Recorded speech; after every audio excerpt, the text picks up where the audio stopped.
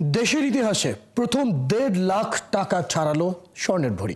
চলতি বছরে এখন পর্যন্ত 7বার স্বর্ণের দাম সমন্বয় করেছে Bangladesh jewellers association বাদুশ।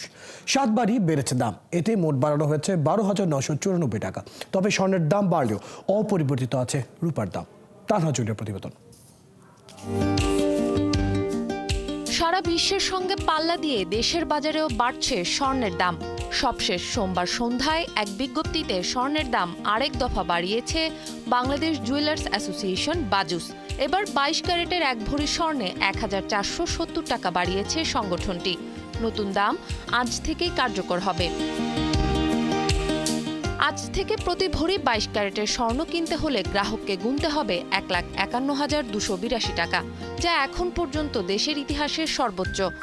একনল hand wash 100% paraben free, তাই নিরাপদ হাতের জন্য আস্থা রাখুন একনলে। আর 21 ক্যারেটের প্রতি ভরির দাম ধরা হয়েছে 1,44,400 টাকা, 18 ক্যারেটের প্রতি ভরি 1,23,767 টাকা এবং সনাতন পদ্ধতির প্রতি ভরি স্বর্ণের দাম 1,01,932 টাকা নির্ধারণ করা হয়েছে। এ নিয়ে চলতি বছর 7বার সমন্বয় করা হলেও স্বর্ণের দাম, যেখানে দাম বাড়ানো হয়েছে 7বারই।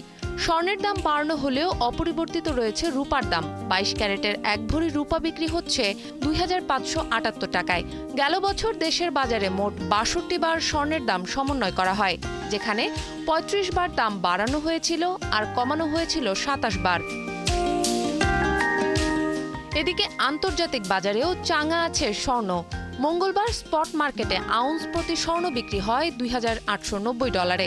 বিশ্বের প্রধান ব্যাংক ও রেটিং সংস্থাগুলোর পূর্বাভাস বলছে, গত বছরের মতো এবছরও বিশ্ববাজারে স্বর্ণের দাম ঊর্ধ্বমুখী থাকবে। 6 মাসের মধ্যেই স্বর্ণের দাম আউন্স প্রতি $3,000 ছাড়িয়ে যেতে পারে। তানহা জুলিয়া, 71।